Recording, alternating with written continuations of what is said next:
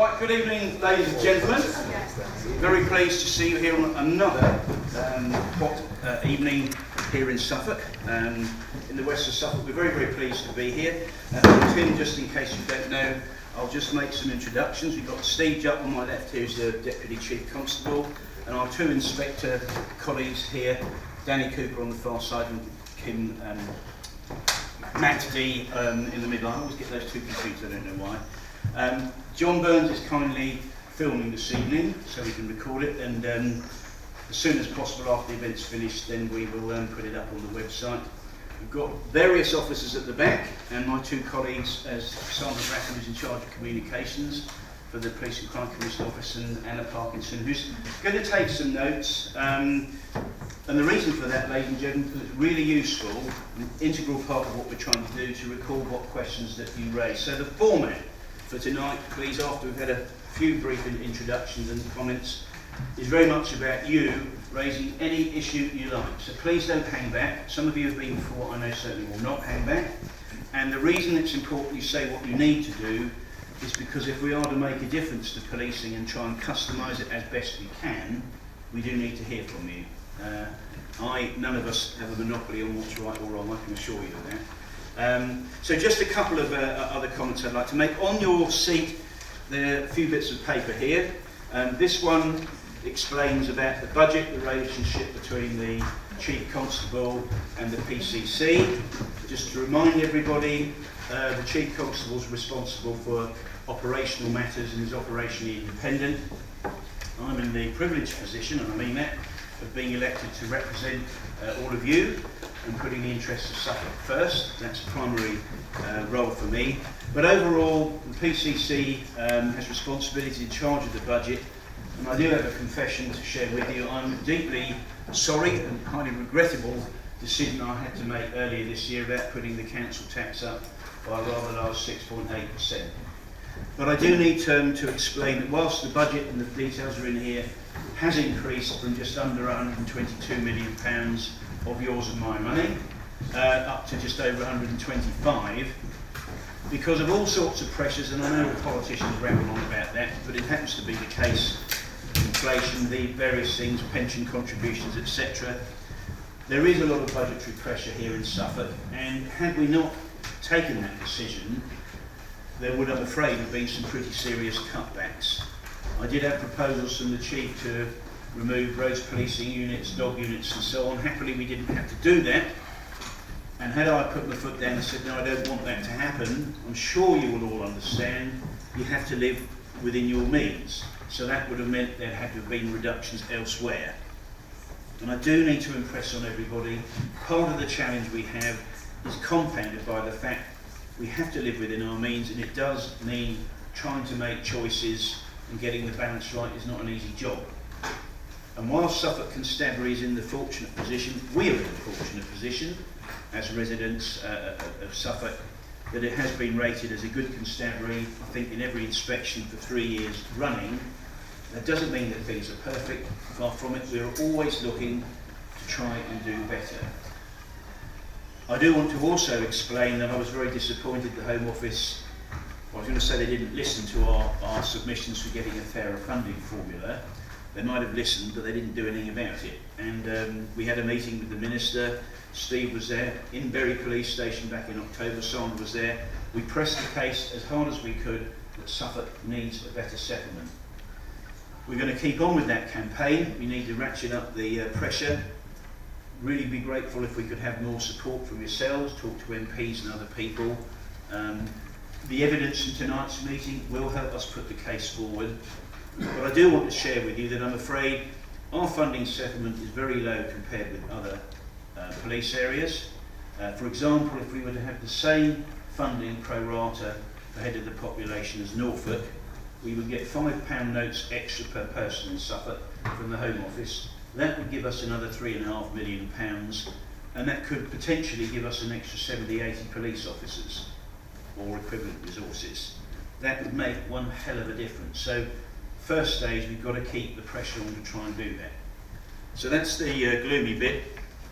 The other part, please remember the huge change in the pattern of crime. It is about the balance of what priorities are, and we'll come on to that. I'm sure that will come up in questions. And I think the issue that I'm particularly concerned about, more than anything else, throughout Suffolk, and I know it happens in the west as well as the east, and that is this curse of the drugs-related violence, gangs, knife crime, these sort of things. I am deeply, deeply concerned about that. Whilst we may not have the same levels of crime and drug activity as in other counties, nevertheless, all of us who've lived in Suffolk for a long time are not used to this escalation of what we've seen.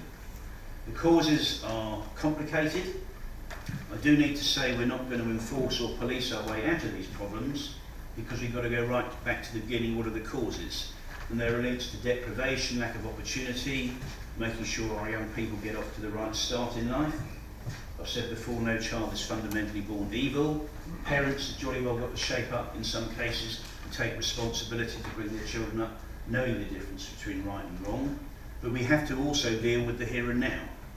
And I know that it makes some people's lives intolerable when this sort of activity goes on. Please also remember, I think all of our officers, PCSOs, staff, nearly all of them live and work and have their own families here in Suffolk. So believe you me, ladies and gentlemen, they do have that empathy and understanding about it. I wish we could do a lot more, but as I said, we have to balance it. And the last comment I would like to make is to pay tribute to the wonderful work the charitable and voluntary sector does in this county. PCCs are responsible for victims commissioning, so the work that has been done over the last few years on victims of domestic abuse, serious sexual offences and so on, I think a lot of progress has been made. A lot of progress has been made by the constabulary, but also the work the voluntary sector does is second to none, and our lives would be pretty awful in Suffolk as a whole without their wonderful input. The town pastors, all sorts of other organisations that make an invaluable contribution. And I must just point out at the back there, our friends from Neighbourhood Watch there, there's some information about there. Great example of community self-help to come in with keeping us all safe. There's an information desk at the back, so please have a look at that. And before I hand on to Steve for a few comments, if you are wishing to keep in touch, would you mind filling in this leaflet to do with all these new regulations about data and all that sort of jazz? Very tedious, I know, but if you wouldn't mind filling that in, the same with Police Connect if you're not on that, and leave it on the desk before you leave. So I'll hand very quickly over to Steve, and after that inspector, then we'll get on with some questions. Thank you. Thanks, Tim. Okay, I just want to say a few words before, obviously you're going to want to hear from your local teams about what they're doing for you, and then the richest thing tonight is actually us being able to answer any of your questions. It's really important to contextualise where we've come from. So 3 years ago, the government gave us under the comprehensive spending review a new budget. It wasn't the budget that we wanted. That's obviously well recognised. And at that time then, the Chief and myself made some difficult decisions about how we remodel the force. In line with the preset rise and some various changes that have gone on, we're now in a position again to announce very shortly about how we're going to change the force again. And a lot of that is reflected on what you've said to us, on the changing face of crime, and what we see as actually the future needs of Suffolk as a county, and also the communities in Suffolk. We talk a lot about the changing face of crime, digitalisation, people being fraudulently money taken off them, their goods and everything, by people abroad, by people locally. But actually there's a lot of crime that is already existing in our society that actually has never really come to the front and been reported before. So we've done an awful lot of work, not only in isolation, but with volunteers and partners to actually give confidence to victims to come forward. So things like rape, domestic abuse, when you see in the national newspapers and you see our reporting of big increases in those offences, that doesn't mean those offences are suddenly happening. Sadly, they've been in our society for some while, but now victims feel a lot more confidence to come forward to report them. So just to sort of paint a picture of how our demand is changing. Domestic abuse. So in the last year, we've seen a 42% increase in the amount of offences that are reported to us. Clearly, we will investigate all of those offences, but all of those victims might want a different approach. Not all of those victims will want to get a criminal justice resolution, i.e. to go to court. Many of them want us to support them and with health agencies make sure that they're safe and secure. Calls into our control room, 999 calls, have gone up 23% in 1 year. That's a big investment for us to make sure, and we've invested a lot in new technologies, and there's been lots in the national media around how long it takes to answer the call. We've got some new technology in there, some smarter system to triage out, big investment on the intranet, so a bit like you will see in the banking industry, you know, or something else. If rather than wait 3 or 4 minutes to do something that you can actually do yourself, you can now look at our website, you can report crime, we can refer you to other agencies very quickly and very effectively. And the other thing is people that are reported missing to us, 59% increase.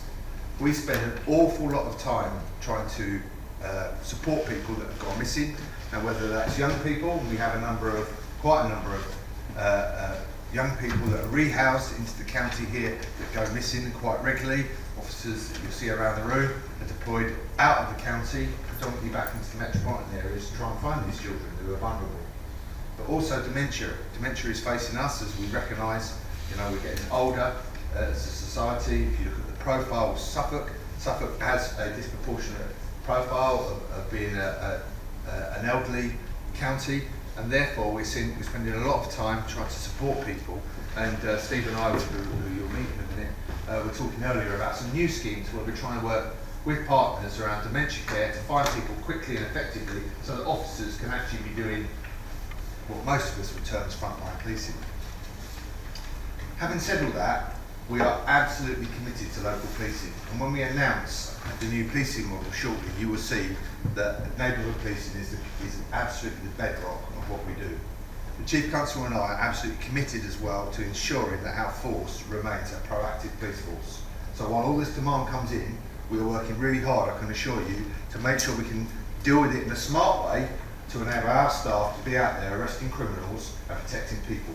They are the two things that is absolutely our mission, to arrest criminals and keep people safe. I can assure you, and all our staff, as Tim alluded to earlier, Majesty's Inspector of Constabulary have recognised the tremendous work that this constabulary does. We're a small force, we're one of the lowest funded forces sadly in the country, and you may not feel that, and I appreciate there will be some people tonight that will have some individual issues, which of course we're happy to talk about, absolutely, because neighbourhood policing is that bedrock that we will respond back to you about what we're doing. But if you read those reports, and I'm not expecting you to read all of them, they're quite comprehensive, you will see the journey that this constabulary has been on. And we've come from a force in the last few years where we've been consistently graded at a very, very high level, and that's a tribute to the staff who work really hard on all of our behalves. So I don't really want to say much more. I'm really happy to take any questions in terms of where the force is, where we're going, any of the challenges. I'm going to hand over to the guys that will give you a local perspective, and equally, if you have some questions around a local policing issue, they will pick those up shortly.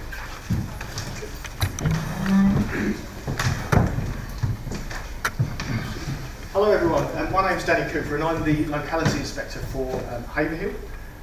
Not the wrong meeting, I can assure you, this is a joint meeting tonight for us. Matt's from Bury St Edmunds, will be giving a sort of set them very brief, because as it's been said already, we want to get onto those questions. Matt and I are 2 of 9 locality inspectors in the county, 4 in the west of Suffolk, and we are responsible for delivery of local policing using the resources available to us. And there are some pictures of teams on the back there for Haverhill and indeed Bury, and that's just one small part of it. That's the Safer Neighbourhood team. We also look after response teams for 24-hour emergency cover, and then a whole mix of other resources such as CID and the roads policing, firearms, dogs, all those other resources you may have heard of that we use when needed. It all comes together to solve the problems that we have. So the purpose of tonight is just to give you a bit of a local flavour of what we're looking at. For me, Haverhill, and as I say, Matt will cover Bury in a few moments.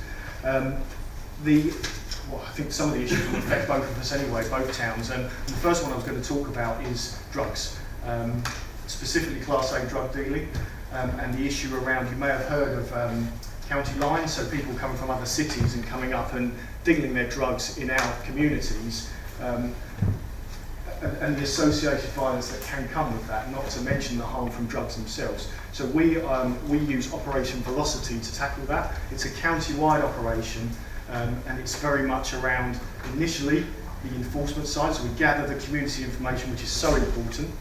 When you phone in and say, I think there's drug dealing going on, we collate that information and look to do warrants, where we go in and search for the drugs. And in Haverhill, just 2 weeks ago, we had a really good result. Warrant done on a house, good quantity of drugs, cash, 2 arrests made. So we keep following that pattern. But Velocity is about more than that, and it's about looking at the causes. Mr. Passmore touched on it's wider than just enforcement, and we need to look at how we, don't know about cure the drugs problem, but certainly work towards that. And I was at a workshop a couple of weeks ago, which the whole of West of Suffolk is looking at, so very included, on how we can improve that wider approach to tackling the problem of drugs. The other problem that we've been looking at down in Haverhill is around multiple occupancy addresses, or HMOs, houses of multiple occupancy. A couple of years ago, at a meeting very much like this in Haverhill, the concerns were raised about people just being placed into houses, not great quality houses, if I'm honest, some very complex needs, so alcohol, drug abuse, and of course we and other emergency services were seeing the impact of that and feeling the demand of it. And examples were fights, drug dealing, and all those sorts of things. So through the One Haverhill project, we looked at tackling that problem, and we've been working on it for, in fact, it's been in 2-year stages. And through the One Haverhill project, we had some data collected very recently, and we've seen, as a result of the work, a 23% reduction in the offences that are happening in those houses in Haverhill, which is about 55 crimes. So I was really pleased with that. There's more work to be done. But it shows you what you can do. It's that One Haverhill is a partnership approach, so housing, local authority, local charities, and that sort of stuff. The final thing I'm going to talk about is, again, it will affect Bury as well, is speeding. It often comes up, speeding vehicles through the villages, through the towns. It often comes up at the public meetings, and I often say, I think we've certainly got a grip of establishing where the risk sites are, where the problem is, and we do that by collecting data. Anecdotally from people, they might phone up and say, I think I've got a speeding problem. We put a device out to check. We have the vehicle activated signs, the VAS, which flash up. You may have seen them around on the roads. Community Speed Watch is another really good, useful tool for us, because one, it provides us lots of data, but it's also enforcement in its own way as well. People get letters and a visit from the police officer ultimately if they've been speeding. And we use that data to then employ the camera safety team, who's a county resource. We've had 508 prosecutions in a 9-month period in the Haverhill and the surrounding villages, 31 villages, which I'm pleased with. We're on the right path. It's certainly not solved yet, but I'm really pleased with that approach, and we will keep doing more for speed. I know it often comes up. One other innovative way around tackling speed we did just a couple of weeks ago was with police cadets. We sent police cadets out with a speed device. There's a couple of cadets here actually, but they're a different team.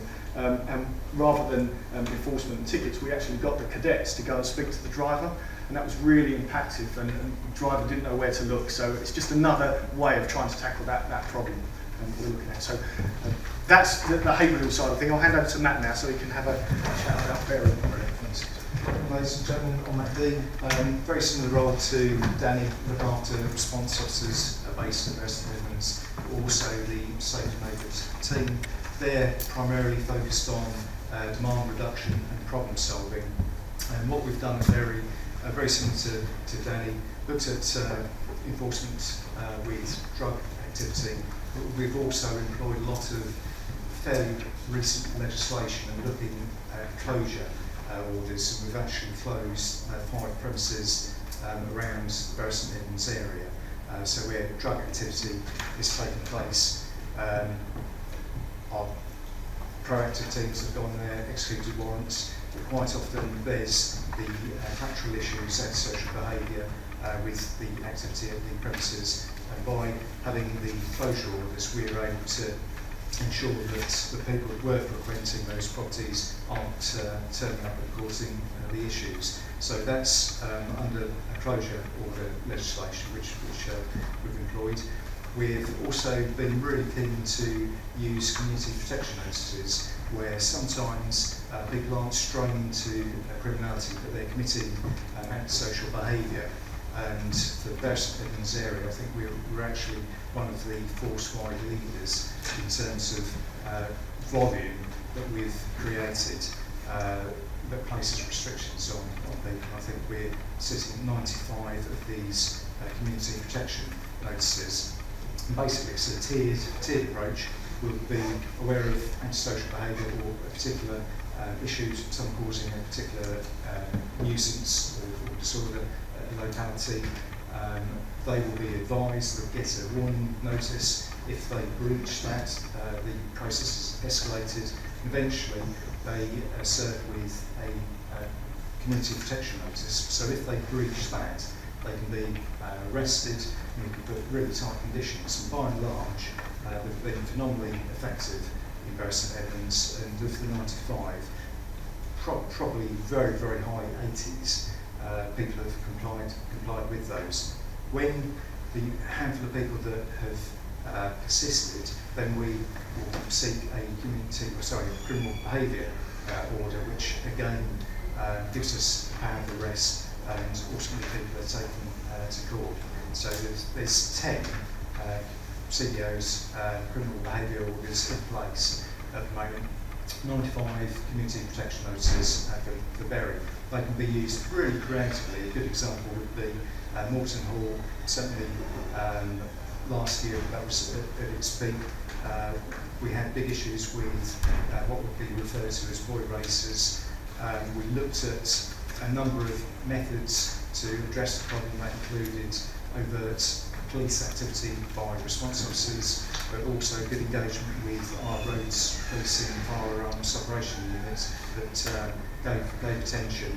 But ultimately, we found the most effective method was to effectively pick off the individuals, which we did. We collate evidence. They were served community protection notices, and I'm pleased to say that the majority have refrained from that activity.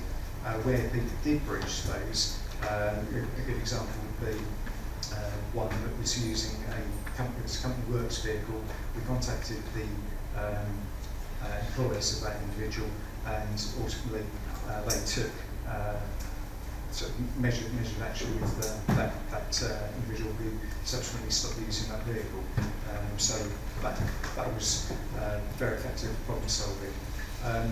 But we really here to listen to your questions, but I'll take this opportunity to introduce Sergeant Steve Wright, who's based at Lowestoft. He's got a new role looking after some recently introduced community engagement officers, which hopefully a lot of you are actively engaged with. And a colleague behind Steve is Paul Fox, who's the Bury St Edmunds community engagement officer. But I'll let Steve quickly introduce his role. Good evening, ladies and gentlemen. And as introduced, my name is Steve Wright, and I'm the newly appointed Community Engagement and Crime Reduction Sergeant for the force. As has been explained, there's a slight redesign of the force and the way we work, and part of that is that's been identified is that we have lost a lot of our engagement opportunities with the community in Suffolk. And our job, mine and my 9 officers across the force, is to rebuild those bridges and for us to get out there and talk to people and get the two-way information flowing. So what we sort of setting out to do, obviously very early in post, but we're on Twitter, we're on Facebook, we're going to as many big public meetings as we can, we're going to local meetings, parish council and town council, AGMs, we will try to commit to as much as we can. And also, if any of you got any events where you think that'd be great, please come along so you can talk to the community, particularly hard to reach parts of the community where we don't get that opportunity to engage. We're really keen to get involved and try and do what we can to rebuild those bridges. Part of my role as well is that I'm responsible for the force for Neighbourhood Watch and for Community Speed Watch and developing citizens in policing as well. So part of my engagement team will be looking at trying to encourage people to volunteer for the force, looking at ways we can design out problems so they don't become more of an issue for the communities, and what we can do to try and reduce crime overall. So we'll be at the back of the room at the end if you want to talk to us. If there's any questions, feel free, and all our contact details are on the website. The 9 officers are based in every locality exactly the same as the inspectors. There's one for every area, and Paul is the officer for Bury. So he's the place you need to look at if you're from this area. Thank you very much. Good, thank you, Steve. And Steve says about volunteering, we're obviously recruiting as fast as we can at the moment for full-time officers. It's really important. We know anyone wants a good career.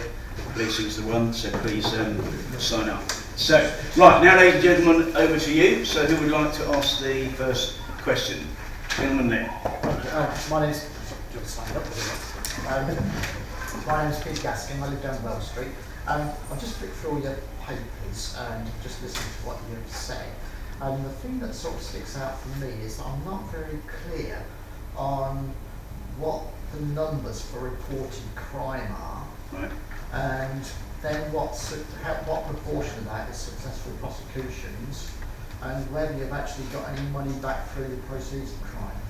So I was wondering whether you could just touch upon it, because I thought that would have been in Yeah, I'll do a few things first, then I'll hand over to Steve to give that. So, using the right number, making the right call is a really important issue. Any emergency, don't ever hesitate, go for 999. Now, the non-emergency reporting information, the 101 system, that's been a bit of a bête noire up until May of this year, as I'm sure you know. We've spent a lot of money on improving this system, so now the calls to 101 are the new technologies help prioritise them. So, for example, if there was some information about a murder, a violent crime, and you ring through on 101, that would be a very high priority. Compared with something like a couple of flower pots that have been kicked about and smashed, which is obviously unacceptable, but that's not, the risk of anybody being hurt is quite low. So that's prioritised. That doesn't mean that every call that comes through will now be answered in 5 minutes. The lower priority ones will still take some time, but something like that can be reported through email or via the web. So sometimes it's a lot quicker for some information there to use email to do that as well. So you've got all those different options now, but what I can assure you is that that investment that's gone in to the 101 is a much, much better system. In fact, I think it's fair to say it's state-of-the-art technology that is better than any other force in the country now. It's new technology that no one else has used. It was launched in May. There had been a delay because it needed to be tested. It was complicated, and I think so far, 2 months on, it is working really, really well and is helping the constabulary get the information. But please, if you see something, you do need to report it. That helps me with the funding formula, and Steve and the others put the case to the Home Office. So that's really important we do that. There's a leaflet at the back there that will tell you about making the right call and how that all works and so on. Proceeds of crime, the short answer to your question is yes, but nowhere near enough. And I do think there's an issue there with the courts and the proceeds of crime. The legislation, I don't personally think it's used anywhere near effectively enough, but I'll hand that one over to Steve because you probably know a bit more about that. Okay, so if I start with the proceeds of crime, actually some new legislation that's just come in that actually simplifies the process, and actually, just coincidentally, Suffolk had the first seizure and the money back to the force. Proceeds of Crime Act is an effective piece of legislation, however it's quite complex, it's quite timely, and not all the money comes back to the constabulary. The majority of it goes back to government. I know it's all public money, but we do try to use it where appropriate. And clearly, proceeds of crime is usually at the top end of criminality. It's not a piece of legislation, say if we caught someone that committed a local burglary. In terms of your original question around the total numbers of crimes, I can come back to you. I'll be honest, I don't know how many crimes there are that we've had. It depends on what time period you want. Is it the last reporting year? Is it in the last 3 months? Well, to say this is an embarrassment, but So I'm not embarrassed. when you're actually publishing a little leaflet like that one with the budget on the back of it, Yeah. it would be handy to also have a look at that at the same time and actually say, well, yeah, okay, well, I get that. There's been X number of reported crimes Yeah. of that have taken to prosecutions, Yeah, and sure. that have actually been successful on those prosecutions. It seems a sensible thing to be able Yeah, to do. and we reflect on that. Thank you. The thing with the recorded crime is that the way that the government have asked us to record crime has changed dramatically, in fact twice over the last 3 years. So where you'll see crime figures fluctuating up and down. So for example, if we talked about burglary, historically we used to subdivide burglary, which, if I'm honest, I thought was a sensible approach. So we would say it was a domestic burglary, i.e. if someone broke into your house, and then we'd have a non-dwelling burglary, i.e. if they broke into your garden shed. now government wants to, or the Home Office asks us to put it all into one crime category. So actually, if you looked at some crime statistics, and I know it's not the case in Bury, but say you looked at Bury, hypothetically, you'd think, oh my God, like burglary has just gone mad in Bury St Edmunds. The police aren't being really effective, and there's loads of burglars that have now come into my area. It's quite actually a complex thing, and actually it's too complex to try and explain very simply. Now that is not, I promise you, not insulting anyone's intelligence, but actually what we need to do is look at the 2 or 3 crimes that I know that really are important to people in communities. So burglary, robbery and antisocial behaviour are usually the 3 key things that people are really concerned about. Certainly in burglary and robbery, our detection rates are really good. I know there's been lots of reporting, particularly the last few weeks as well in the national media, around how many crimes are reported and detections. Certainly off the top of my head, I know our detection rate around burglary was around 18 to 19% 2 weeks ago when I last had my performance pack. That's actually really good performance. And robbery was in the early 20%. ASB is the lowest it's ever been in Suffolk. Suffolk is a very low crime area to live. Now I appreciate, because it's a safe community, it's a lovely county to live, when something happens, the fear of crime becomes quite disproportionate. And for me, and all of the officers, the fear of crime absolutely is important to us as crime itself. And you know, the role of the link officers, how we communicate with you different, is really, really important, because we want you to realise and feel safe in the communities and the places that you live. That is a fundamental part of our policing mission. But I can speak to you afterwards, get your details, and if you want all the statistics, I'm more than happy to speak to you. No, I think we should take the back and produce this. Okay, I'll keep to this side, then I will come there. Everybody will get a chance, I promise you that. So, gentlemen there. Yeah, hi. My name is Max Clark, resident and borough councillor for this beautiful estate that we're on right now. 2 things. The appointment of Community Engagement Officer Paul Fox. I think it's a very good forward step. I've already had a very positive conversation with him about helping the residents that I represent. Second point, when you mentioned the need for parents to step up, I think that's unfair. We've had sure starts closing, we've had benefits squeeze, and struggling families now don't have the resources to adequately raise their children to the standard that they would otherwise wish to. And I just wanted to make that point. Okay, well, I understand why I'm saying that, but you know, being a dad of three boys, and yes, you could say I'm in a very fortunate position, which I am compared with many people, there is still that need to make sure that children know the difference between right and wrong. I'm not trying to disparage anybody, and I quite understand when these other resources are taken away and so on, that's very, very unhelpful. What I'm trying to say is if we work together, I said we need a multi-agency approach. We've all got a role to play in this, and that does include parents. That family structure, I'm not moralising about what choices people make, that's not what I'm here to do, but I do think that stability at home, I've seen far too much evidence where you don't have that, it causes major problems. Now there are all sorts of reasons that happens, but I do think as a collective society, yes, parents have got a responsibility, they aren't the only ones, of course they're not. That respect for law and order, the way you live in a tolerant, decent society, a liberal society with a small L, is very, very important. And it's also true, you know, look at all the opportunities there are for young people. We need to make sure they are not eroded, and that's one of the reasons we have our grant programme. We do a lot with young people. Clearly we can't do everything, and yes, it would be fair to say with some of the removal of facilities, be it youth groups or Sure Start or wherever it happens to be, clearly from the policing budget we can't fund all of that, but we are making our fair share, and I think it was Steve talked about volunteering. Yes, we need more volunteers to help with policing, but that of course goes to society as a whole. You know, if we could all do a little bit more, then we would be a lot better. So that's the reason I'm saying that, but that's not to point the finger and say it's all down to them, it's not. It's also how adults, be we 30, 40, 50, 60, 80 years old, how we behave and so on. And you know, we can do better and sort of help each other in that community feeling, I think will be a really positive step. But thank you for raising that, because it gave me the opportunity to explain it a bit more clearly. So thank you for that. Gentleman there. My name's Jeff Payne.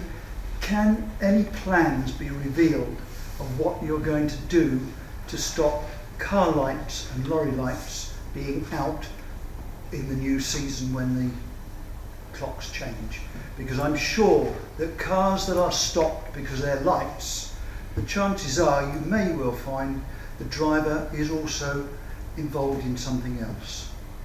Very good point. I'll hand that over to the, who would like to take that one? Come on, come on, yeah. Happily. Could you Basically, just stand up so everybody's sorry. Yeah, so not people yeah, certainly MOTs, they're just once a year, so they will pick off a percentage, but I can assure you every officer that would be out and about, certainly response officers and our roads policing officers, if they are aware, if they do come across one of those vehicles, generally it would be advice they can issue a notice so that we capture or ensure that the driver gets the vehicle repaired, a vehicle defect rectification scheme where they have to take it to an approved MOT testing station and they'll confirm that that defect's been rectified. But it is, a light could go out on any of our vehicles, but you're right, it is a very, very important safety issue, and certainly would reassure you that if we do observe those offences, we would take action. Are there any statistics to show how many cars you stopped last year because of lights out? I don't have Because that. I stopped somebody and I indicated to him, "Sir, did you know that your light was out?" He said, "Oh yes, I know it was out." I said, "Well, when are you going to repair it?" "Oh, when I've got time. I'm not going to be stopped by the police because I've got one light working." Well, I can assure you, if we did see that on the road, it's a safety issue, and yeah, it could be a very, very quick stop, quick interaction with the individual. But you're right, it could potentially identify other issues, other offences. They might have insurance, there might be a defective tyre, but do accept bulbs will fail on any person's vehicle. I don't think it's true, is it? If you've got one like that, you won't get stopped. I'm very sure you would do. So, talk to the guys in traffic police, and I think they're fairly keen on that. But, and I think actually when the clocks do change, there's normally some kind of initiative roads policing do each year, just to make sure when you get work, whenever it rains again or whatever, there is an emphasis on that to remind people to do that. And that's a very interesting question. We'll keep on that side, and if there's anybody else scanning it there. So we'll come over to the back there. So, yeah, Paul. Okay. Just bear with me while I go through this one. I'm Paul Hawksberger, Borough and Town Councillor for here on St Olave's Ward. I have a letter written to me by a resident of St Olave's Road here, Yep. who she's Polish, and she said, "I'm writing to you today because my family and I have problems with road.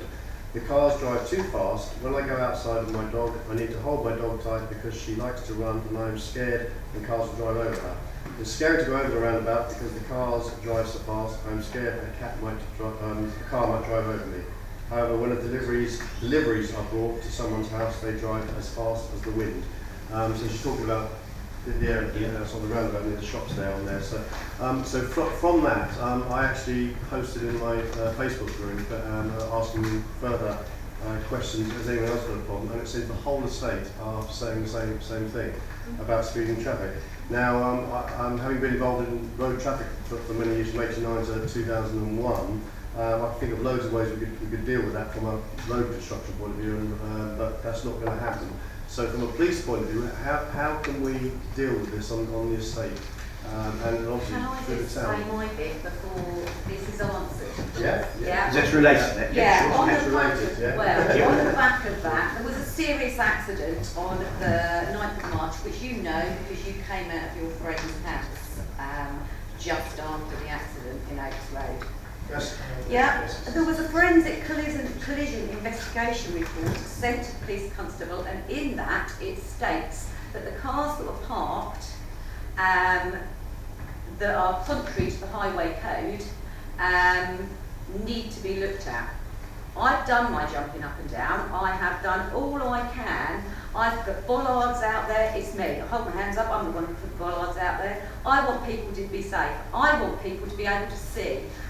If we have to learn the highway code to pass our driving test, why is it not all enforced? Okay.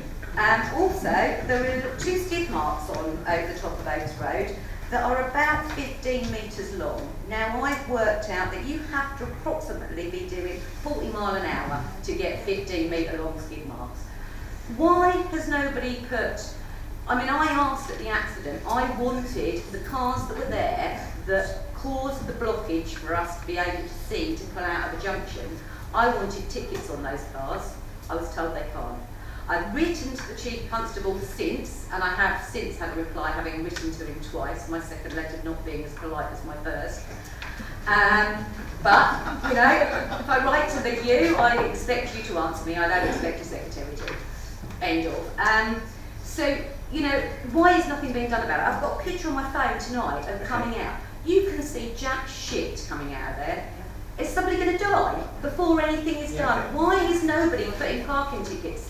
Why aren't you doing it? Give them to me, I'll do it free of charge. Okay, I'm seething. Somebody's seriously injured. And yet nobody seems to give a monkey's. Please don't tell me you do, because it's a year down the line and I have tried so hard. Can I just say one other thing before I hand over to probably best possession opinion, isn't it? Now I've got that, and it is a serious issue. Serious is really no, I serious. know. And this comes up quite a lot. So Can I what's just not say, dealt with? yeah, hang on, please just let me finish, then I'll hand over to what they're going to do about it, because it is in a court issue. It's I mean, a year later. No, Why wasn't it dealt with a you'll year have to ago? ask them, I can't answer that. No, but And that's not- my question. But can Why I just wasn't it say, dealt with a year ago? yeah, It's a let me just year say this later. first. In order to try and help with that, we've put some more money in to get, we're now going to have 4 of the small scale speed enforcement plans. There's a lot of money going into community speed watch as well. We There's boost. no price on life. No, I agree with you. I'm just saying to try and help. You're absolutely right. But we've also put more money into roads policing, which actually most other forces have cut it right back. We've actually increased ours in the last 4 or 5 years. And there's also the road casualty reduction team, which is for motorbikes that help with enforcement. So what you need to do... But I have this, and still nothing. This was sent to the Chief Constable, but still nothing has been done. And this was sent to them a year ago. And I still understand. why? No, right, well, Steve will have to do his best, but he's not the Chief Constable. But you make a very valid point. But can I also just say, it is overall, I can't talk about the local circumstance, but I think you need to work with your S&T on that. We'll hand over. But please understand, they can answer themselves. I can't answer them on that one. But I don't want anybody to think that it isn't taken seriously from where I'm sitting.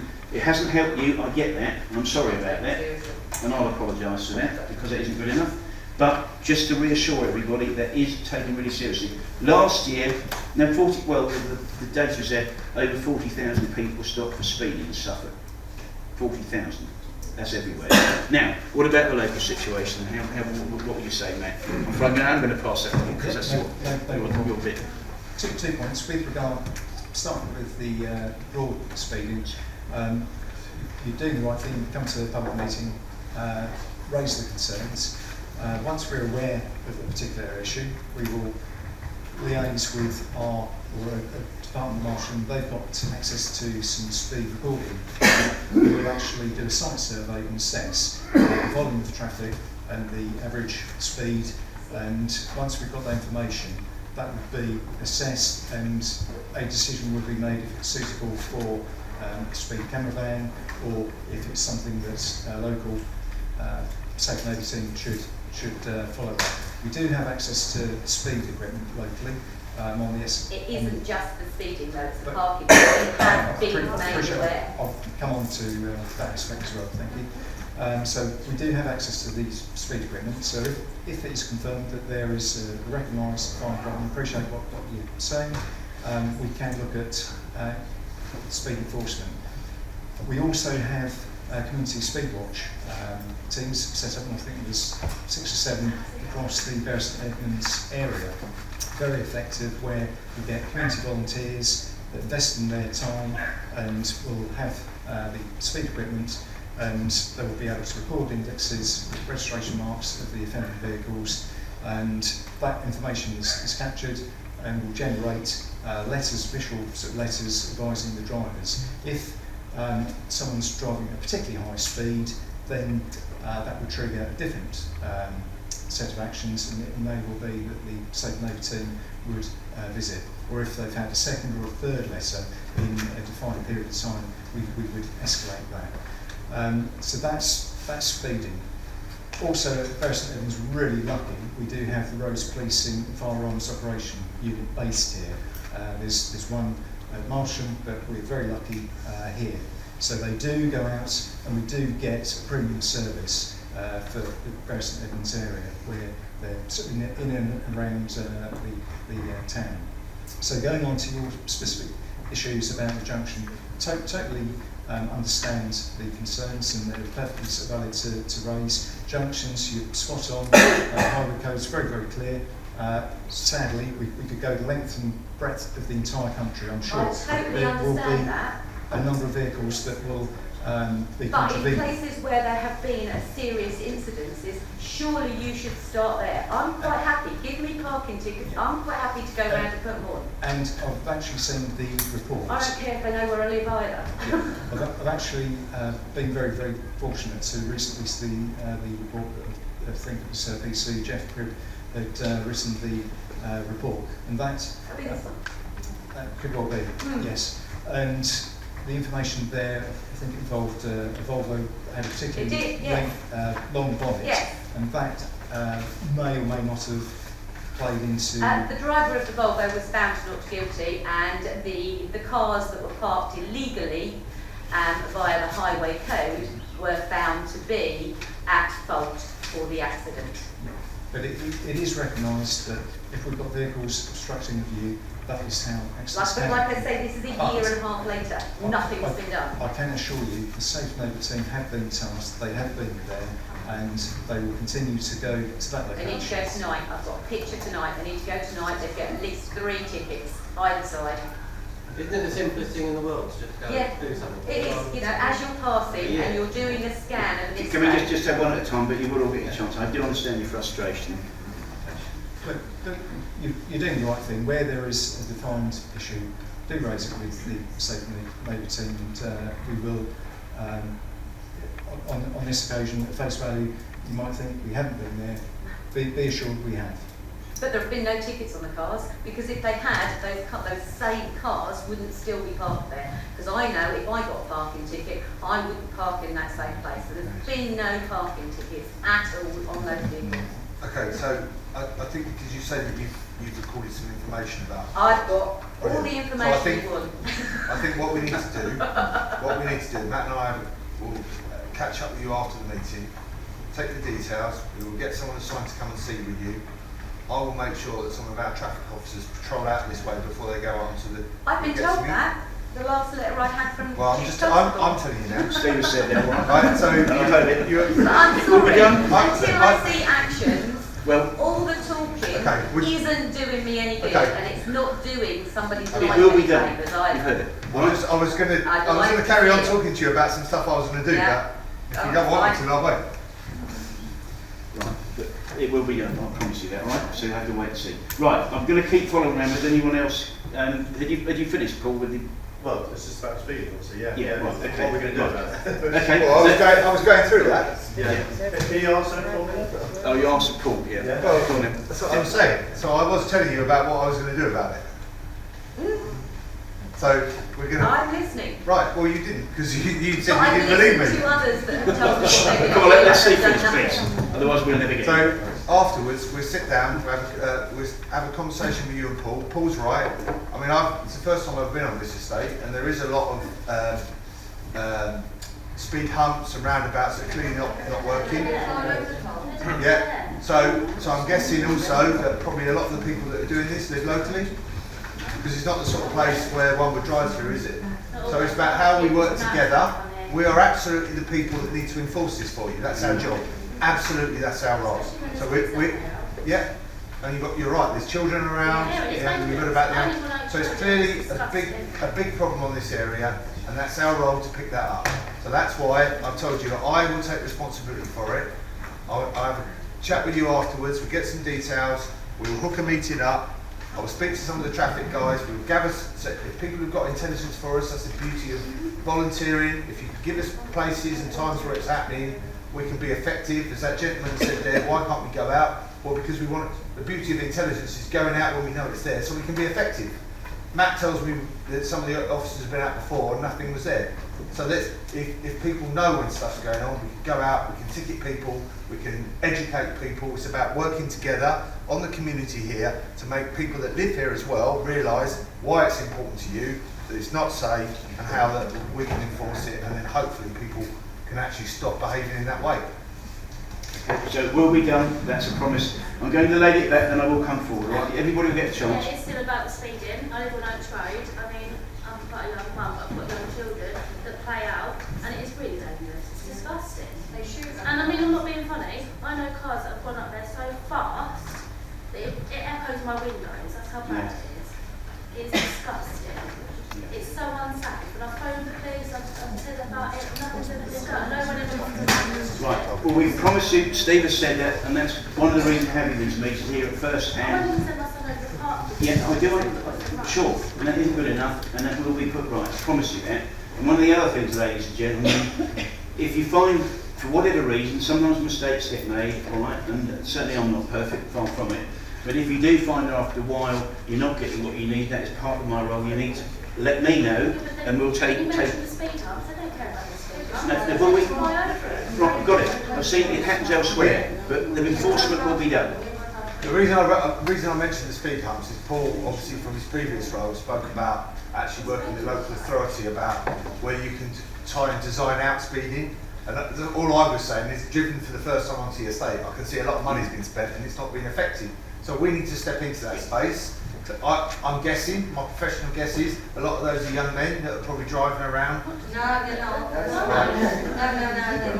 They're not. So we need to find out from you who they are. We're going to target them. So it's the old men.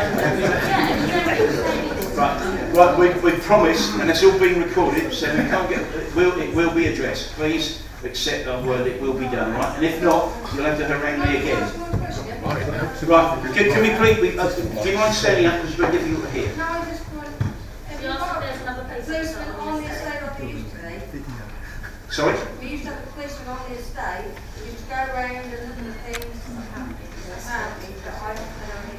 Well, that's one of the reasons we brought back the engagement officers, so there will be that better connection to get the communication to improve. Right, and that has only just, well, literally started in the last week or two.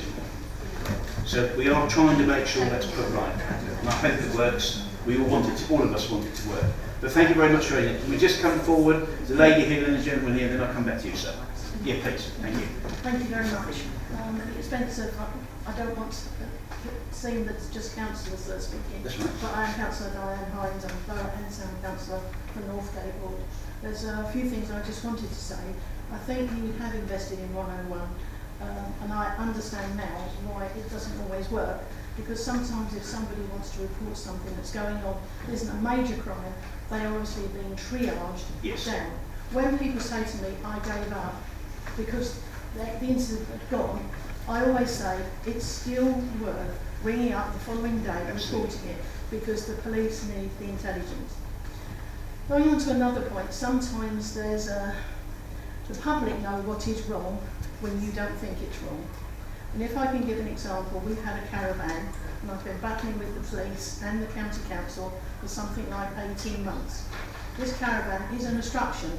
It's not on the road, it's on a grass road. It is an obstruction because people coming along Casey Avenue into Gloucester Road, they use that to see what's coming. The problem I've discovered with the police and now with the county council is enforcement, because badgering from me, they tried to serve the notices on the people. We've now got to the point where we're at the final bit when they should be actually saying, you haven't done what we've asked you, and we've asked you very nicely, but I don't think they want to spend the money on it. Now I'm still badgering away at them. We've got new people on the county council, new hierarchy, and well, we'll just have to wait and see. But that's an example. You've heard people say, we know that that's a problem. We know it's an issue, but the police when they came and said, oh no, it's not on the road. It's not a problem. It is. Enforcing this is going to be the issue. Because one policeman told me that if we give a ticket to somebody there, and we haven't given a ticket to somebody up the road, that person can say, you gave me a ticket, but you didn't give that person a ticket, so I've been singled out, and I was told that. So, you know, I think there's something... All I can say is, I'm sorry you've been told that, because I fundamentally disagree with that. and I'd have a different conversation with one of our officers that said that, because the law is the law.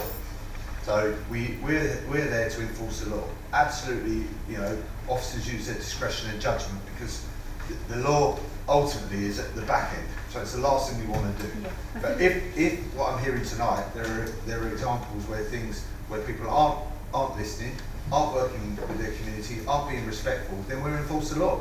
There are certain things that maybe, as you've identified, with the local authority's responsibility in terms of seizure of vehicles, and we'll be there to assist them. There are certain other provisions under the Road Traffic Act, which is absolutely what we're there to do, and we will work with them to make sure we do that. But there isn't I'm not going to apply something for one person for someone else. If they're both breaking the law, then we use our judgment and either offend both, prosecute both of them, or try and educate those people to stop parking in that fashion. If they don't actually adhere to our advice, we will prosecute them. Yeah, I think the problem there, and that was the third point, and something that I wanted to ask you about, and that is that people very often don't care. They're very self-centred and they're only concerned with themselves. And I think somebody highlighted it.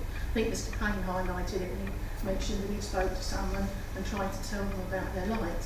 And I think I saw it, I've been away, but I think it was in the Very Free Press, that I saw something about, I mean, we've always had special constables, but there's a new police volunteer role, just started, and the people are going to be given basically high visibility jackets, judging from the photograph that I saw. There's two questions I wanted to ask you from that.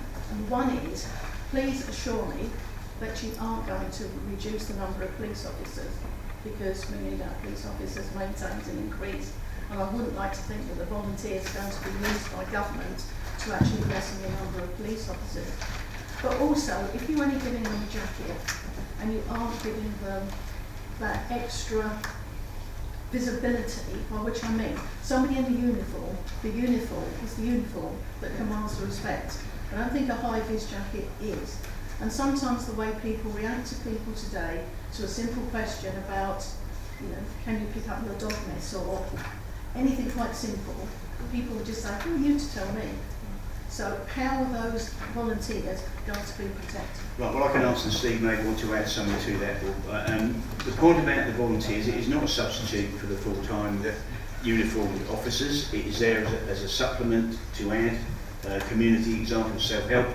The volunteers won't have specific powers, certainly to start with, so they will have our visibility. It's picking up soft intelligence issues like, for example, that caravan or the speeding, to pass that on. The way the system will work, there will be training on how they pick up soft intelligence, how they will liaise regularly with the sergeants and up to the inspectors within the safer neighbourhood team. It's all about making the place safer.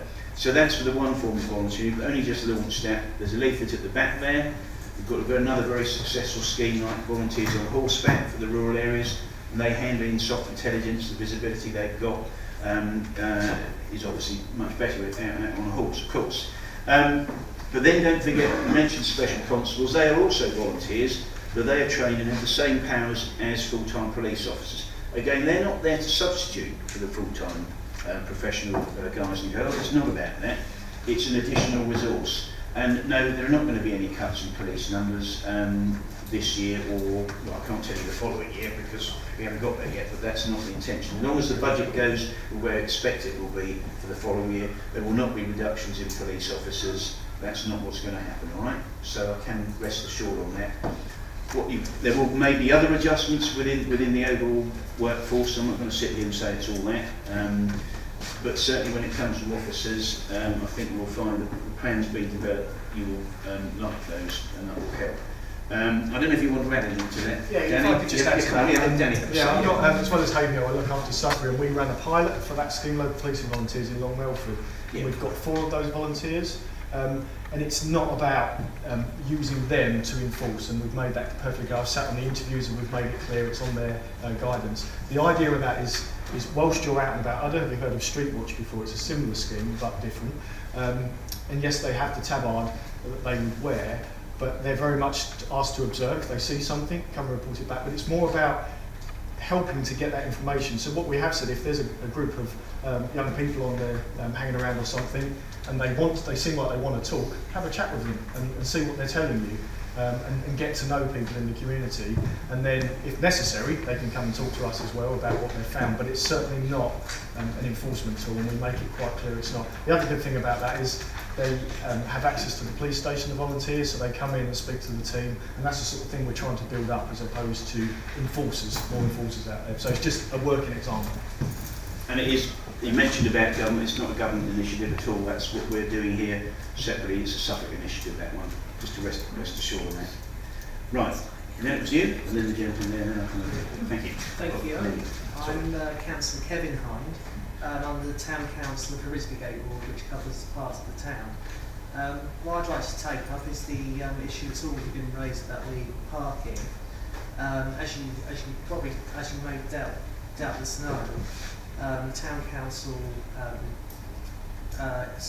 gave funding for one PCSO, namely Emily Howe, wonderful Emily Howe, to join the SNT in Bury St Edmunds, specifically because we were so concerned about the illegal parking in the town. One thing that did puzzle me though was the fact that we couldn't obtain a second PCSO even though the funding was available.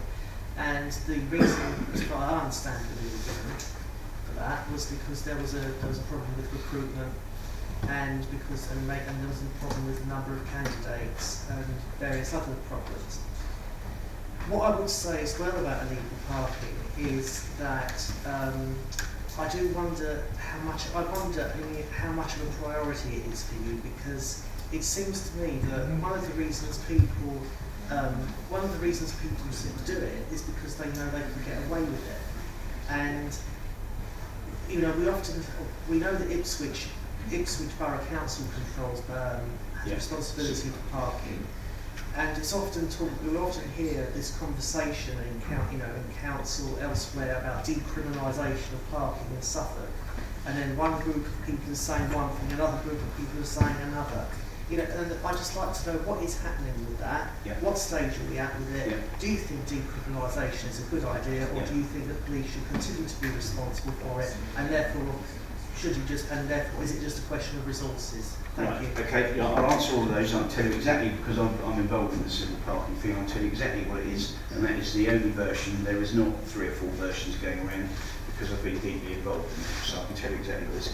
On the PCSO issue, I'll ask Steve to comment about that in a minute, but we are doing, as far as I'm aware, everything possible to make sure you get that second PCSO. That's a great example of, again, local councils providing extra funding. And I know that is more taxation, it's all yours and my money, I get that. So 1 or 2 people said, well, then that's an extra tax.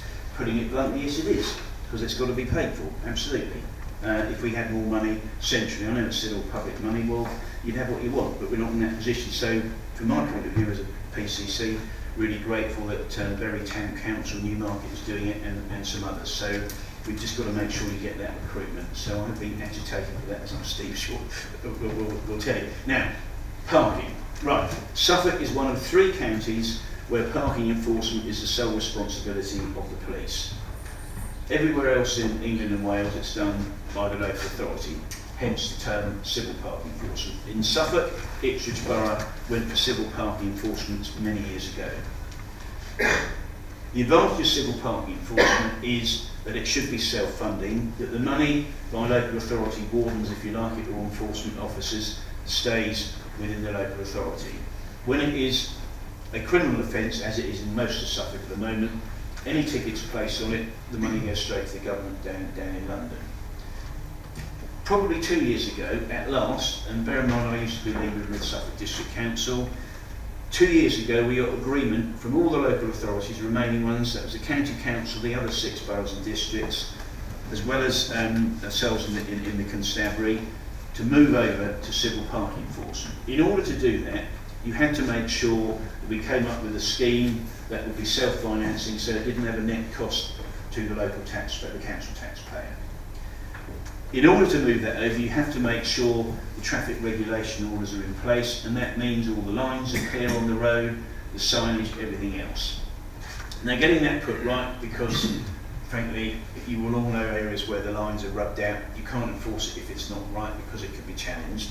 That's going to cost quite a lot of money to put right. The County Council has agreed to do all the surveying and necessary work to do that. I have put in, again it's all public money, 190,000 quid from the constabulary budget to kick-start it. All the other districts, including the borough in Bury, are putting in 10,000 quid. So we've got £250,000 to get this scheme going. Everything is in place. The one thing that is holding up, and this is the fact, there is no other version of that, nobody in the local authority is resisting doing it. We've all agreed to do it. The reason it hasn't been done is because the government, the Ministry of Transport, a minister finds himself unable to sign a two-sided piece of paper to move it over. It just has to be announced in Parliament. That is the only reason for delay. It's nothing to do with nobody agreeing with this or people delaying it here in Suffolk. And I'm really cross about this because the money has been there, the agreement's been there. It's sometimes quite difficult to get the whole local government, family and ourselves, me, whatever, to agree for something, but you can bet your bottom dollar we've done that, and that is the only reason for delay. I had an MP's meeting, I don't know, Simon came up with me probably a month or so ago, and we've asked them to put pressure on the Ministry of Transport to, for God's sake, get on with it. That is the only reason for delay. We will keep hammering away at it, and then I hope that will improve the enforcement. Mr. Minister of Transport, it's difficult to tell now. Well, when I last knew earlier this week, it was Chris Reagan. But don't go as far as I know, I haven't heard anything else. But it is really, really frustrating. And of course, people then think that we're being awkward or someone else is being awkward, and it isn't. There's only one department being awkward, and it really irritates me because it just shows how inefficient and useless sometimes the wheels of Whitehall are. So it's not people in Suffolk being awkward. I think they also see it's true. Even when it's handed over, if it's dangerous parking on a blind course, there's still a responsibility for the constabulary. But what would you say, in the interim though, the Chief Constable did agree there will be enforcement for parking anyway until we get there? I mean, to say parking is not a priority for us, it's not right. As I outlined at the beginning, you've seen the growth in demand into the police service. We're a small police service, we're one of the poorest funded in the country. We have a whole breadth of what our staff need to do to keep you safe and protected. Where there are particular parking issues, we will enforce them. Where we're talking about, like we have this evening, around safety and other such issues, the teams will work hard to do that. Parking per se though, I get the frustrations in a town like Bury and other places, but in the grand scheme of things, we have to balance that along all the other pieces of work that are going on. But where there are acute problems, like we discussed earlier this evening, absolutely we will come in and we will put a resolution in around that. When you have an issue of dangerous parking, like the young lady here said earlier, which is a danger and like a cause of accident, does every passing policeman in a panda car, they're called panda cars anymore, have the ability to stop, get out of the car, write a ticket, put it on the windscreen? Would they have to go through this? No. 12 months before. Yeah, of course they do. Yeah. So every policeman in a panda car has a book, written tickets, and he can issue a ticket. Yeah. Well, why doesn't it happen though, really? Yeah, Why doesn't it happen though when a police officer sees what is clearly a dangerous Well, situation? there's lots of reasons. I'm not going to try and rationalise it out because there are That's some the frustration. Yeah, absolutely, and there are some reasons that are non-defendable. But there might be lots of occasions where an officer is going to something else that might be deemed, a higher threat and risk or a higher demand.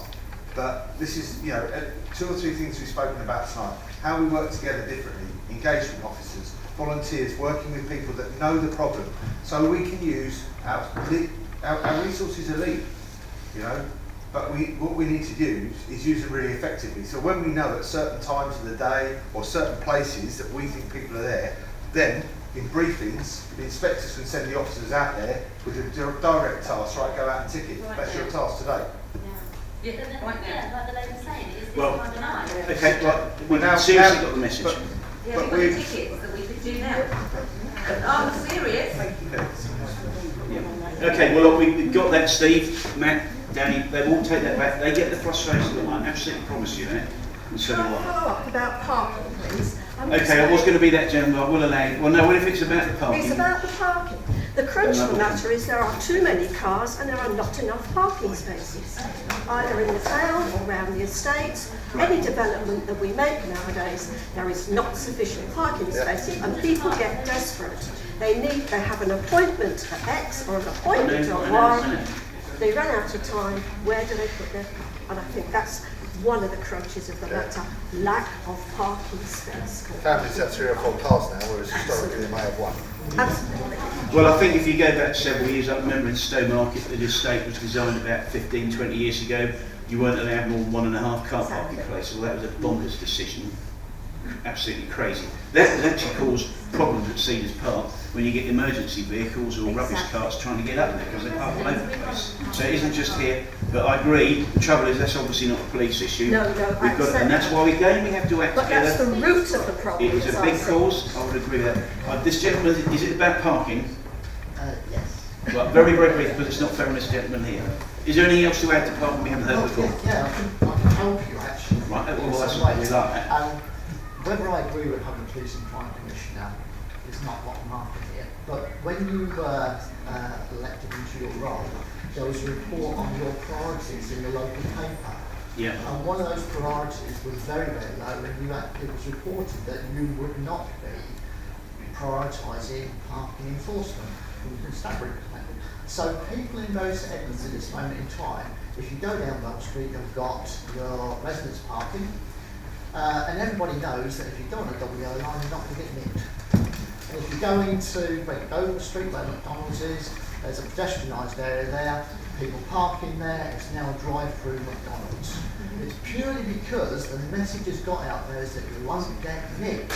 Now, if you start saying to people, if you get that message out there, you will get nicked if you do it, it might start to solve the problem. I absolutely agree with you. I just want to be very clear. I never said that that wasn't going to be a problem. I wouldn't do that at all. It was reported. Well, I don't believe. Well, if you believe everything you read in the newspapers, you're all clever around the night.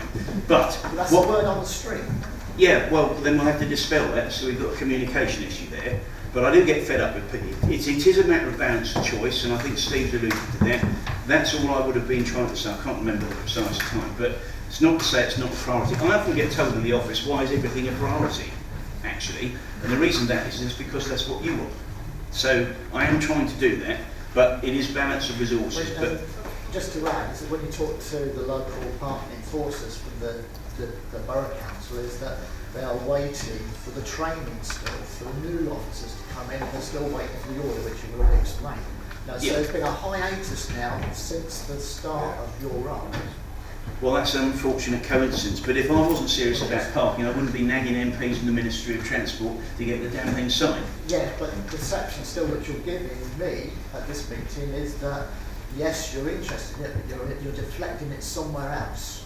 Not really. Well, no. Look, I can't. That is down to the constabulary to sort that out. I don't go around issuing car parking tickets. If you wanted to know the number of times I've around the constabulary about, for God's sake, get on with some parking, I've suggested you publish the data of how many tickets are issued each month. I've said that hundreds of times. Now that's up to them, not up to me to do that. I'm sure they do that, but I can't be doing that myself. So don't think I'm sitting there sitting nothing. We have some pretty vigorous conversations sometimes, and that's how it should be. No doubt you do, but I'm only reflecting what's on the word on the street. Okay, well then I'll have to try and dispel that. All I'm saying is that if you're going to dispel it, you need to get out there and get it in the media. We do it.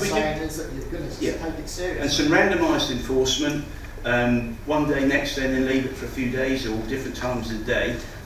Please remember also, though, it is partly, as Steve was saying, to be fair, if other things do come up, and that is part of the issue. But don't think I'm not interested in it. I jolly well am. Just to highlight the point, we do get out, just looking at the Safe Neighbour team, their stats averages out about 150 tickets a month that they'll issue for Bury St Edmunds. There will be response officers that will issue tickets, those policing officers that will issue tickets, and I don't have that information readily to hand, but for the Safe Neighbour team broadly, it averages out 150 tickets per month, and that's throughout the year. And a lot, they'll still be engaging with lots of members of the public that will receive verbal advice, and in terms of specific hotspots, we've got a number of examples where we've had regular repeat offenders that link to a business premises, and we've engaged with managers, escalated it to area managers and so on, where parking bays have been used during the course of the day, and where they haven't heeded advice. We've just really focused, and eventually the penny has finally dropped and they refrain from parking there. So it's something we do take seriously, we do listen, but there will be many instances where people are there parked on double yellow lines very, very, very briefly, will heed the advice and move on, but there are good examples of enforcement action and, as I say, bigger or broader problem solving. Okay, in fact, no, I'm going to come to that gentleman, be very patient, then the gentleman at the front, and then you say. Thanks. Just wondered if you could give us some help. We're out in the villages, Colford, Warwick on the B1 106. So obviously, it's a traffic problem we've got. We've got the B1 106, as you know, is quite a heavily used road with heavy goods vehicles, cars, motorbikes, everything. We've been in contact with Parish Council for about a year now, trying to get speed enforcement, because where I am, on that sharp corner and down the hill towards Wordle, some of the vehicles coming down there on the wrong side of the road, you can't get out because they're overtaken down the hill. And some of the vehicles that must be doing 80, 90, 100 mile an hour in places, especially motorbikes. It's not a racetrack. And I've been in contact with the Parish Council, they've been in contact with the Berry Council for about a year and a half now. Nothing's been done. Further down on between our place and Elberton, there has been several people killed along that road. It is a bad road. It's narrow and there's trucks, you know, but the people getting killed were in cars doing very high speeds, I think. Okay.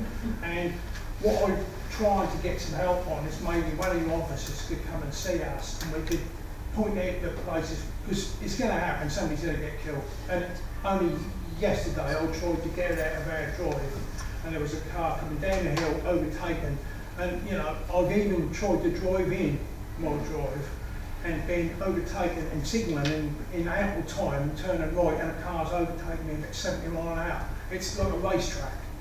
And you know, because there's not many people live down there, well, there's my house and there's some other houses, but there's also a caravan site now. There's a wood yard, there's some commercial businesses, and there's a big farm down there which has got a lot of traffic coming in and out with the caravans there and the blind corners. It's a very difficult road, but I feel we're not getting any help at all. Well, I suggest you talk to Matt immediately after with the details, and I'm sure, well, I've already made a note and that will definitely be taken forward. I certainly appreciate your help. Yeah, no, please. And again, if anybody needs to follow up, my contact cards are at the back there. Can I speak? Because that is in I'm a borough house. Yeah, of course. And that is in my ward. And actually, the county councillor has been working very hard. I know she perhaps hasn't had the response you require, but she has been working very hard with the Colford Parish Council. And yes, there is an issue there, but you have had some help. You said there was nothing. Well, I haven't had a lot of feedback with that way. Having the traffic monitoring. Well, we need to get the communication. More feedback would be nice. Yeah, that would be, and that's always really important. Doesn't matter who it's involved. But if we get more help from police, it's got to be better. Okay, talk to Matt afterwards, and I'm sure that will get resolved. Now we've got the gentleman here, and then the gentleman there, and then I'll come back there. Thank you. One for Matt, and two short ones for you. You talked, if I heard you correctly, when you were talking about drugs enforcement, you talked about closure of 4 premises. What sort of premises are we talking about? Okay, just in case you didn't hear, talking about drug enforcement, closure of premises, what sort of premises were they? These are all residential properties, 2 flats, College Mews, Vinefields, Eastgate Street, and I'm just trying to think of the 5th, but we've had 5, and they're all flats or residences. A number we've worked with the Housing Association, and effectively the occupant was able to remain there, but the closure order applied to anyone visiting that premises. So immediately you didn't have the succession of, for want of a better expression, drug addicts or customers frequenting that property and causing the disruption to the other residents in the immediate area. Right, 2 for me. 2 for you very quickly. Could the gentleman stand up so that we can yeah. please? Yeah. There you go. Yeah. Two very quick ones for you. You said it's been on Chris Grayling's desk for signature. How long? I reckon it's probably been there 7 or 8 months. Certainly since it must be about that, because it was, I think it's probably October last year. The second question for you, again, if I heard you correctly, you said there were 40,000 speeding offences last year. Okay. How many of those got prosecuted? That I don't. The question was how many. The 40,000 people I said about that were caught speeding. I don't know how many got prosecuted, but because people had the option, they either pay the fine, or just plead guilty, or they could go on the speed awareness course, which costs them, I think it's about 85 quid. I'm sure nobody here's been on it.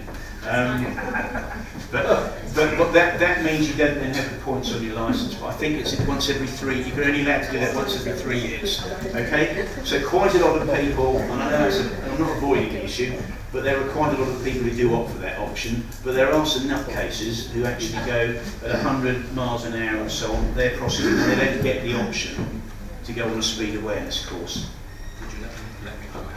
You'll take it. I will try and find it. If you can give our details to Anna or take my card and email in afterwards, we'll do that. Right, then there's a gentleman here being very patient as well. My name's Nick Greenwood. I'm a parish councillor for Barningham, but I speak of my own right as a retired officer, retired sergeant with over 30 years service. And also I appreciate the appointment of Sergeant Wright and PC Fox. I congratulate Inspector D on his team. With 16 officers and no service for my village, everything's going to change. We haven't seen an officer for nearly 2 years. We've had no representation at parish council for 2 years. We've never had a report for 2 years. And as you'll know, all it is you go to Athena, you tap in a few bits, and there is all the information that the parish council need. We have no idea what your intelligence requirement is for the borough or for the force. I know what it is for the region because I have my contacts and I've got that. So how are we meant to help Operation Velocity and other things if you don't talk to us? Thank you. Certainly liaise after the end of the meeting, but effectively 2 years ago we restructured the force and particularly the safe neighbour teams and how they worked. And historically you'd spot on every month. If there was a monthly parish council meeting, we would attend or where possible send a representative. That might be a PCSO or a PC. Because the working times of the PCSOs, police community support officers, that changed, so they no longer work after 6 p.m. We had to reconfigure and rethink and remodel, and effectively, and this should have all been marketed, and the parish should have had notification 2 years ago that we were going to this new format, and we would endeavour to attend one annual meeting, and it would be your choice. It might be an AGM, or if you wanted us to attend. Whilst I appreciate that, we haven't even had the courtesy of an email for the monthly meeting. 5 minutes, Athena, there's the information, give it to the parish council. That's all it takes. We can't even look at your newsletter because it's totally Bury-centric. We don't get a mention of any of the villages. So the new PC model that we're going to be publicising very soon, we'll talk about what our new footprint is in neighbourhoods. So that includes... Does that include us funding the PCSOs that we personally asked us to do? Yeah, but that's at the moment, why should we? Because we don't have the service now. Well, because I've just described to you what we've listened.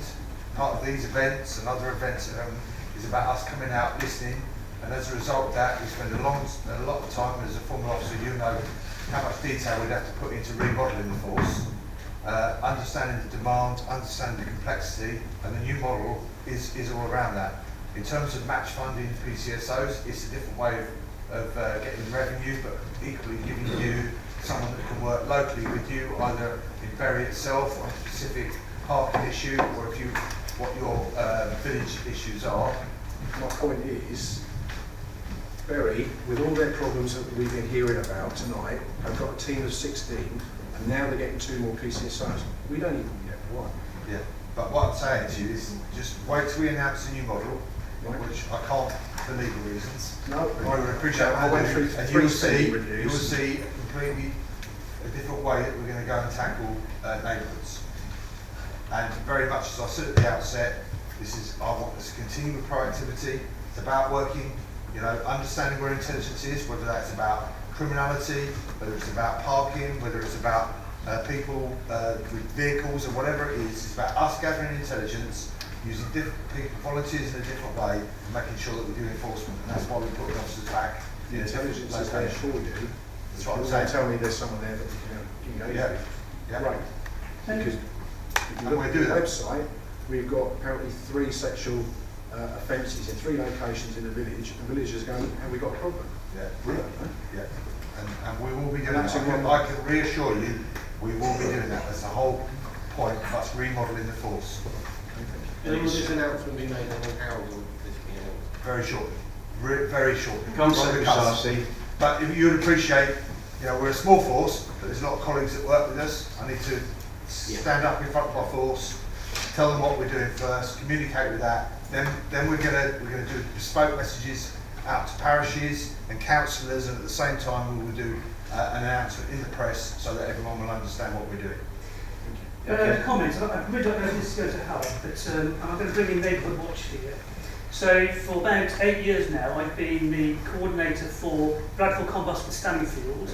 I've had a robust process within that parish, and we adjusted to the resources changes 2 years ago, and it continues to be robust.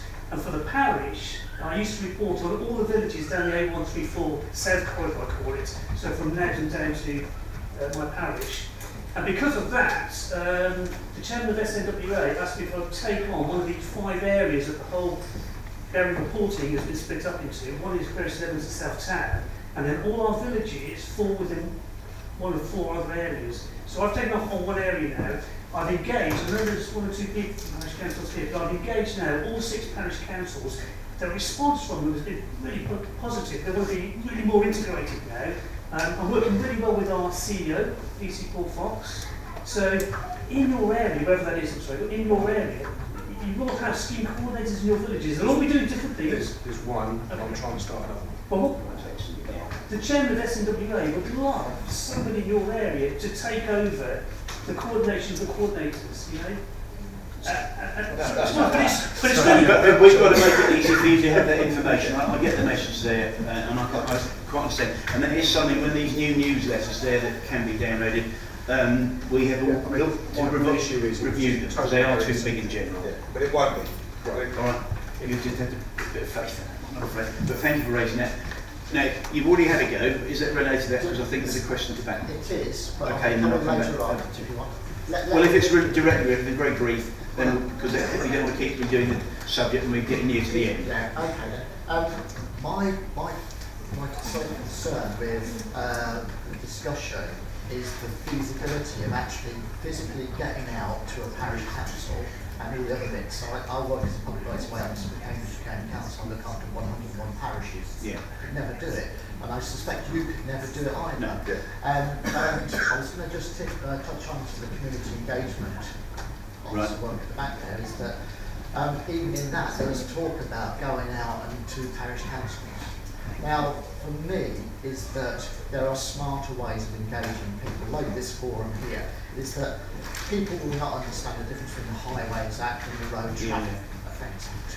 Is that what you do need to do is that I believe is that you'd be better off getting the right people in the room, getting the parish councils into a forum and dealing with them all at one time. And maybe even looking at rural crimes as a separate, or rural areas as a separate area specifically for rural needs.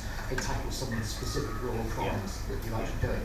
That was going to be I would like to see what does happen, but I think if you have got a model and you can tweak it to actually take in some of that, Well, it sounds like I've responded to what you said. The model does actually pick that up. I know we had a brief conversation prior to the event starting. Steve and I met last week, and one of my concerns is the engagement officers are a really positive step forward for us. But there's not lots of them. And so we've got to be really careful that actually we don't overload them. We've promised them to do everything and delivering nothing. They're there to be filling some of this void, to be the link either between parishes that have got no contact, parishes that are really energised, where we can look at how we can gather intelligence in a different way. The team have all had have gone under a training program that we've never done before, which involves some digital social media type activities. We're going to be in a scanning phase, in the first phase of that they're deployed, so that we understand who is in the communities, how can we talk differently. We understand, for example, there's some WhatsApp groups, let's say in retail, there's WhatsApp groups that are in rural communities. How can we tap into that? How can we get intelligence? And the fear of, a lot of what I spoke about earlier is around the fear of crime, isn't it? So for example, when we have a series of burglaries or robberies, to post that information back once we have a successful arrest, to say, if we think that there are 3 offences of a sexual nature, someone's been arrested and sent to court, so people understand. It's simple and straightforward stuff. We're not going to overpromise and under-deliver, but what we will do is be reconnecting with you in a way that we haven't done recently. And I like your idea. One of the things I said last night at the meeting in Stowmarket was actually if you get groups of parishes to come together with representatives, it doesn't have to be just parish councils, you could perhaps do it on a county council or 2 county council ward basis, that sort of thing. There are ways of doing it, because now I can't go to every parish, AGM, there's 483 parishes and hamlets in Suffolk, so, but there are ways of doing it. Yeah, before I moved to Bury into 2010s, previously I used to be on the family consultation panel, which was a similar sort of thing, a forum like this, but actually with youth groups and stuff like that as well. So we're looking at all that. Right, I think Trevor's got a question, and the last one we're going to take tonight is over there, the lady at the back. All right. Otherwise, afterwards we will be here, so please, if there's, let's. Trevor Beckett, I'm the County Councillor for the East of Bury.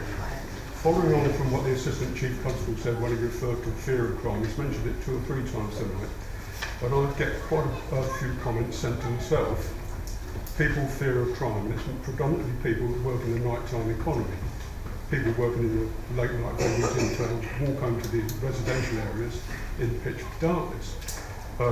There's shift workers both coming home from work and going to work in the winter in pitch darkness, so lights don't come on till 5. They go off at midnight. We've got even late night revelers, somebody from okay, there's no law against having a few and staggering home after midnight, but they're walking home in the dark, and that is the fear of crime. Now, when the County Council, despite my protest, decided to turn the lights off at midnight until 5 o'clock in the morning, they quoted Essex County Council, and they said they have evidence that when the lights are turned off, crime is reduced. Now, I don't believe them, I think they're wrong.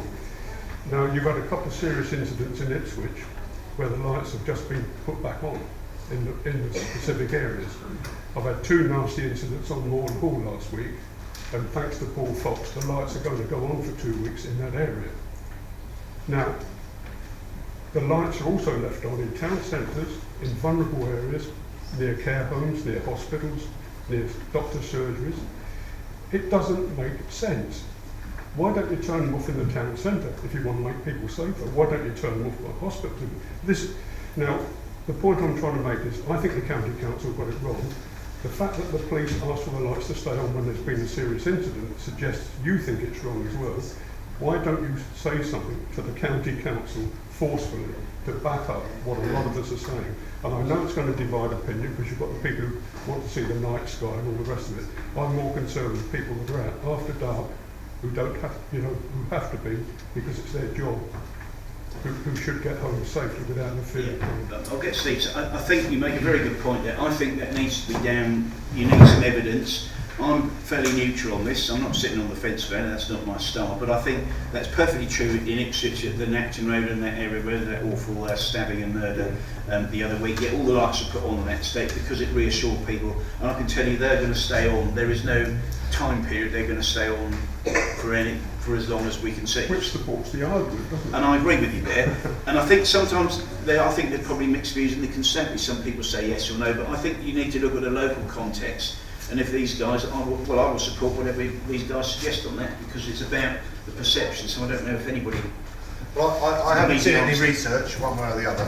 It's not our role to obviously turn the lights on and off. It's a local authority. It is our role though to work comprehensively with partners where we have areas where there's high crime or specific incidents are happening.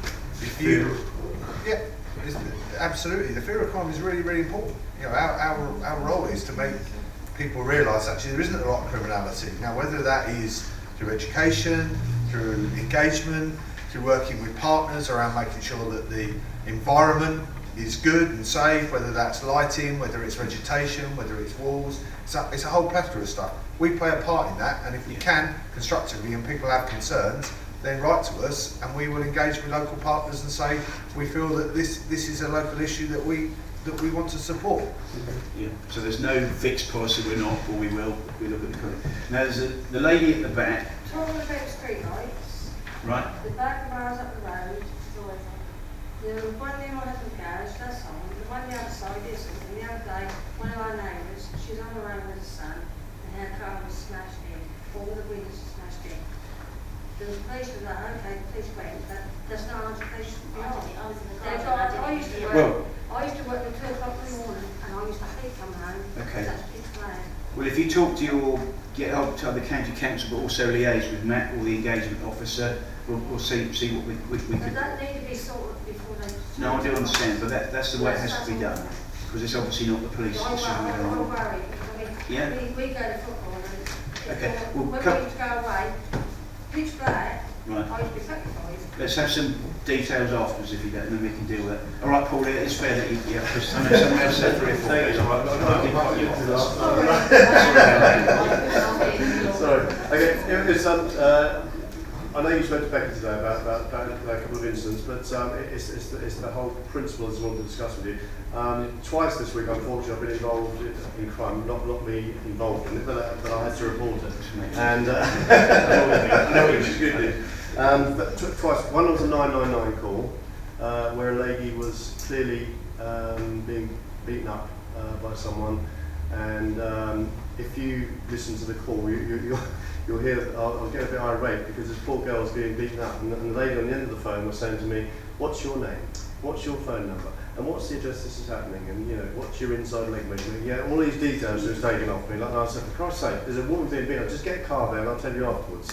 Like that. So I think there's a problem there between the control centre and getting someone. When someone's being beaten up, like you want someone there straight away. I mean, I know you have to go through a procedure, but there is that issue there with the disconnect between the control room, I think, and the police.